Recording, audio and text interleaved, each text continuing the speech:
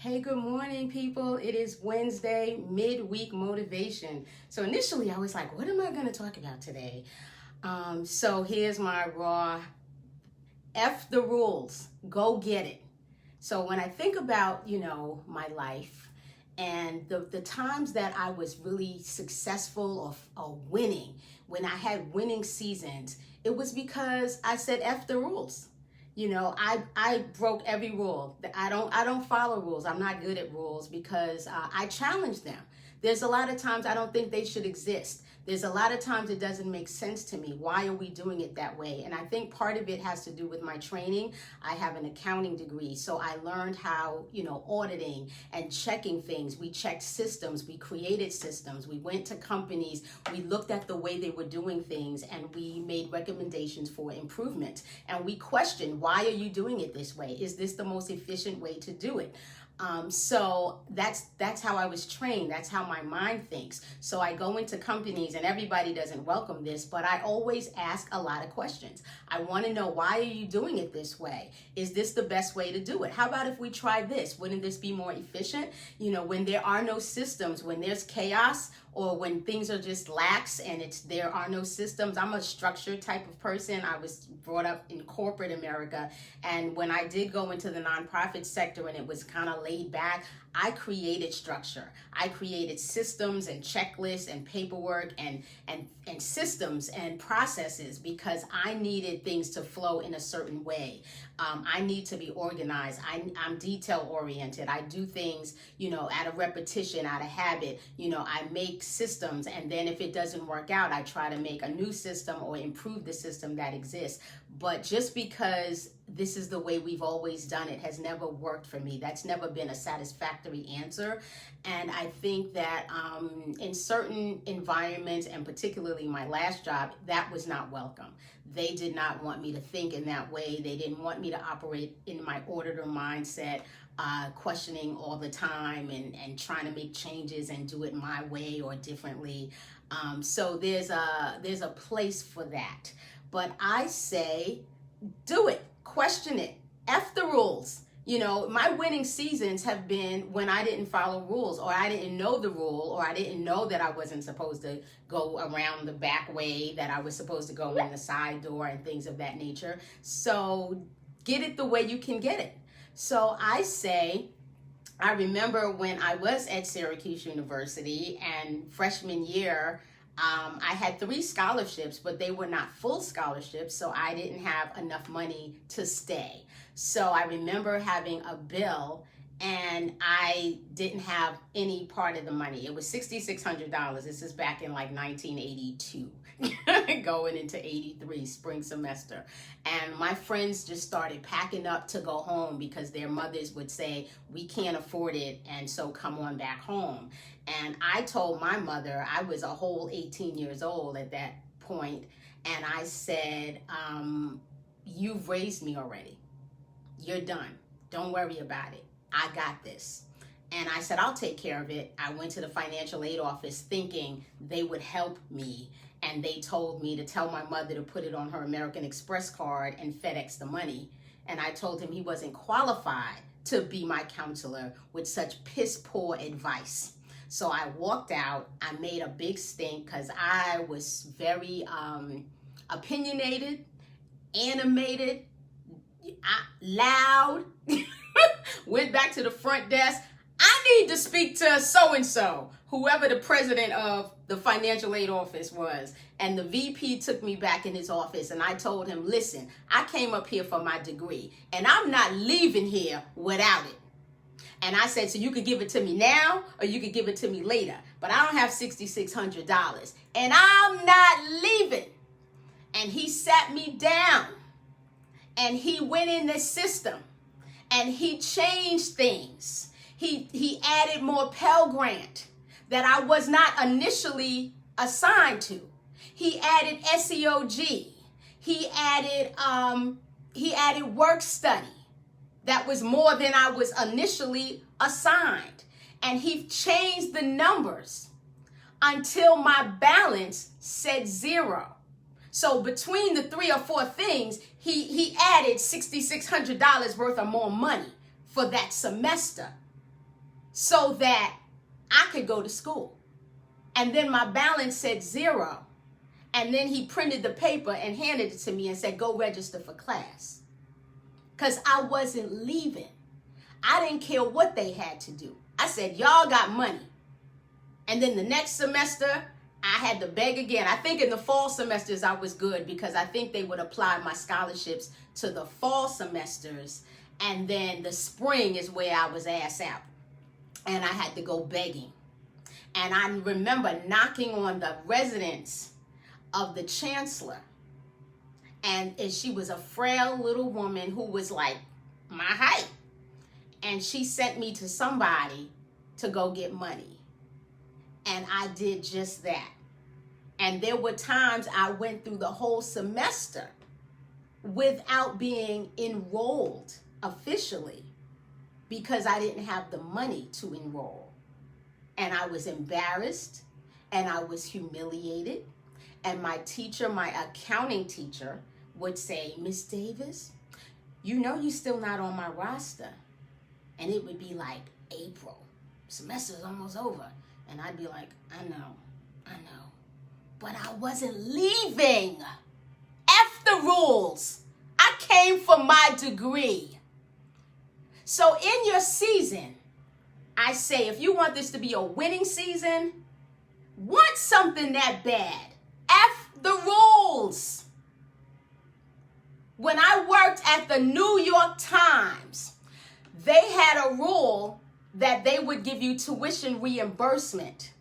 So you had to take the class, pay for it yourself, get, I don't know if it was an A and a B. You had to get, I guess, over a C. You had to get a high grade. You had to turn your grades in, and then they'd give you the money back. But me and my accounting self found out that the managers in my department, I worked in financial reporting, they were going to class and getting it paid up front. They didn't have to wait. So they made more than I did. So I wanted the same hookup. Because once I knew the rule was broken, all bets was off.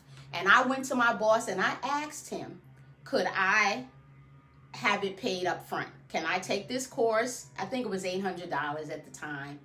And I said, I want, y'all to pay for it up front. And I just went to him, talked to him, and he said, at the time I was married, I was newly married. And he said, you got a husband, don't you? You can afford it. That's what he told me. So I said, okay. So then I called the VP of diversity in the corporate office.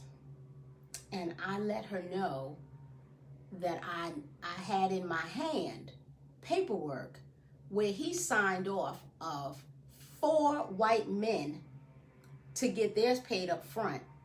One said because he was going on vacation and he didn't want to pay the money. Another one said he was having a house built and he didn't want to put the money out, and he signed off on it. Another one said, I just don't want to come out of pocket. And these guys were making triple what I was making, and he signed off on it. So she said, well, fax it to me. So I faxed it to her. I stayed at work late, faxed it over to her. Then I stapled the papers back, put them back in the file. The next morning, I purposely walked past his office, as I usually did. And I said, good morning. And he said, Tisha, come here for a minute. And I said, okay. And he said, you know what? I've had a change of heart. I'm going to allow you to take your course, and we're going to pay for it up front. And I said, oh, you're so kind. Thank you. And let it go. F the rules. Why can't I get the same privilege? Why do I have to wait? You have not because you ask not. F the rules. I remember starting a job at NYU. My aunt used to work there. God rest her soul. She used to work there, and I was a college student, and she hooked me up with a summer job. They were looking for summer people, and they asked, internally, and she said, I have a niece in college. And she called me, and she sat me down.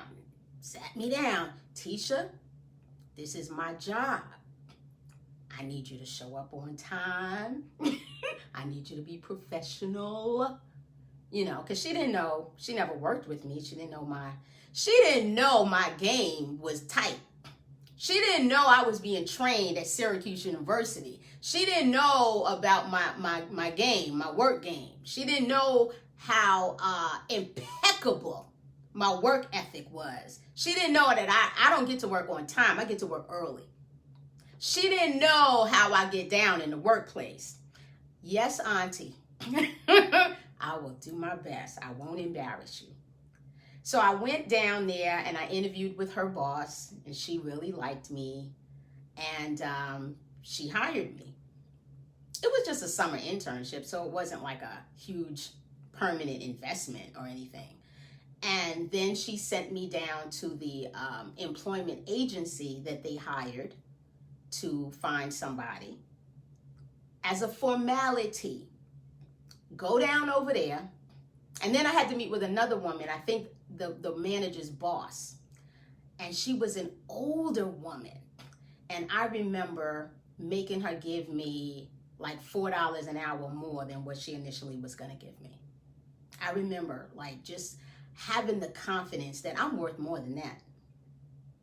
I'm worth more than that because I could be working somewhere else, doing something different. And so they gave me more money. And I think part of it was because I was going to be working directly as opposed to, I think, working for the agency or something. So instead of giving them that cut, they were going to give it to me. However you got to work it out. F the rules, because I ain't tell you to hire that agency. I want the money in my pocket. Thank you very much. I had to pay for tokens. Somebody's calling me. I had to pay for tokens. I had to commute. You want me to do this? You got to pay for my time. I'm valuable. So I went over to the agency, filled out paperwork, whatever. And it was just a formality because I was already hired. It was my job, had my name on it. And when I think of the winning seasons, it was a winning season because I made it so. Because I spoke it into existence. Because I prayed about it. Because I had squared shoulders. I had confidence that this is mine. And I went out there and I didn't know the rules, or I didn't give a F about the rules. I didn't care. Can you hook it up? Why do you do it that way? Why? Oh, well, we got to do it. No, you don't have to do nothing. I've gone into companies and changed the policies, worked on the committees, and we changed the rules in more than one agency because it ain't make no sense. It might have worked when you first start in your business. The business is smaller. Now you have a lot more employees. You have different needs. Things have changed. The conditions have changed. The climate has changed. The environment has changed. Your options are different. The cost is different. I don't care what you started off doing. This is now. And we got to roll with it. We got to go with the flow. We got to do some different things in this different time, this different season. The pandemic has changed the world. We can't do pre-pandemic things in post-pandemic times. Because the world has changed. We got to change with it. Talking about some rules. F the rules. In classrooms, you had to be there. You had to do it a certain way. They don't do it like that no more. Even the daycare. My grandbaby's daycare don't even let parents in the building anymore. We can't even see them. We had to watch her graduation online. We couldn't attend a graduation. Not every school is allowing that. Some are doing prom, some are not. The world is different now. We can't go by the old rules. Screw your rules. That might have worked for a season, for a time, for a certain situation. But in your winning season, be confident. Claim that thing. Claim up a thing. Yes, I'm going to have 10 contracts in the month of June. Yes, I'm claiming it. 10 of them. I'm not waiting for the rules. The rules will have me broke until December. The rules will have me broke until 2025. The rules will have me shutting my business down because I had to wait. F the rules. I'm sitting here now looking on how to be certified as a WBE, MBE, got all this stuff juggling, all these documents got to be put in there. Why? So I can get to companies? I'm calling the companies today. F the rules. I still got to go to them. If I get the certification, I still got to go to them, find out who the buyer is, and go through all of this. But guess what? If I get me a hookup, if I meet somebody that works in that company who could drop a good word for me, that's how we rolling. I was in a car accident back in February. I had to buy a new car. I think I bought it in March, by the end of March.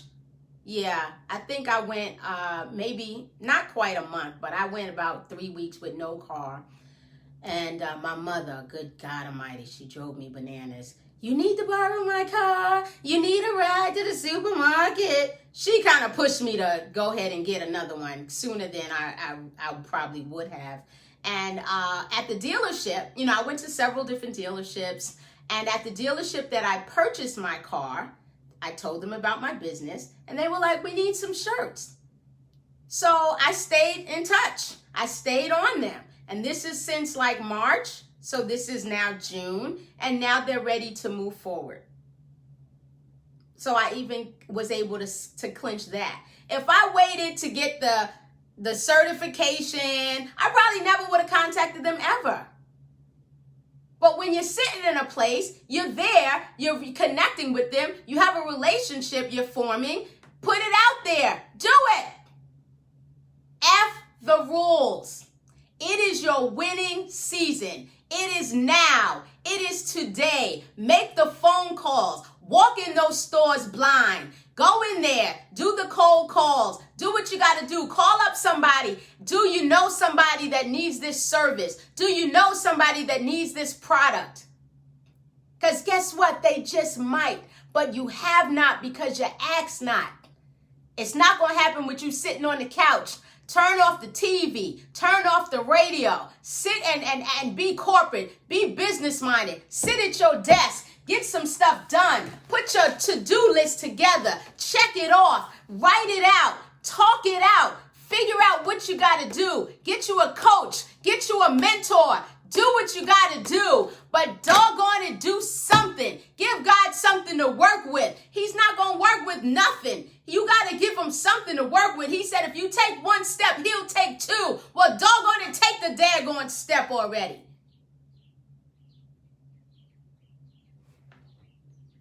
Hey, Valerie, how you doing, sweetie? Yeah, we gotta come off of this thing. It's your winning season. It is your winning season. And Valerie, you're a perfect example. I would love to get on a live with you. Would love to do it so you can talk about your story and all the things. Valerie is a chess player. She's a calculated chess player. She don't play checkers. She plays chess. And she's winning. It is her winning season. And I love what I see. And I haven't spoken to you in a while. I would love to catch up with you. But we have to make it our winning season, y'all. And it's not going to happen just sitting around thinking and hemming and hawing. I've been thinking about do some things. Fail at some things. Because sometimes we're not going to get it all right. Fail at some things. Learn what not to do. As you're learning what to do, learn what not to do. Change your mindset. Because some of us come from a family of can't do it. We can't do it. The man is not going to let us do it. They're not going to let us do it. I tried that. It doesn't work. Just because it didn't work for you don't mean it ain't going to work for me. You don't have the same circle I have. You don't know everybody that I know. You may not be serving the God that I'm serving. Is not in my vocabulary. I may not be able to do it by myself, but I serve a God.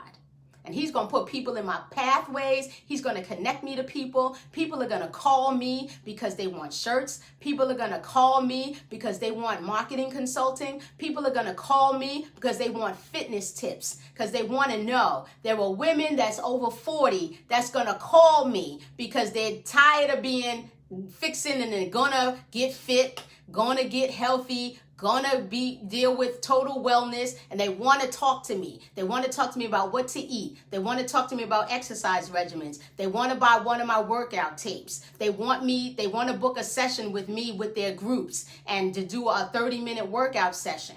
That's what I've been doing. They're gonna call. They're gonna call because I serve a God. They're going to call because I'm walking around in my shirts. I just ordered some more shirts. I put some Juneteenth shirts out there, and I ordered some for my family, and we're going to a Juneteenth event. And on the back of my shirt got my website. Why? Because I'm branding my business. Because I get it. Because I know that if I'm walking around for 4 hours all throughout this event, all these people are going to see me coming and going. They may ask me, and I can turn around and say, take a picture of the back of my shirt. That's the website. Go check it out. DM me if you want some shirts for your business. DM me if you want a girls trip shirt. If you want shirts for your event. If you having a family reunion, DM me. I know the doors are open because God already opened it. I came out of a season of famine, and this is it for me. This is my winning season, and I'm taking it all. I want everything that God has for me. I want every door he's opened. I'm running through it. I'm busting through it like a bat out of hell, and ain't no devil in hell can stop it, because what God has for you is for you. Go get it. F the rules. I don't know what time it is. I got a call I got to get on. But y'all take that. Do what you can with it. God bless you. Yes, Val, I'm going to give you a call. Talk to you later. Love you. Have a great day.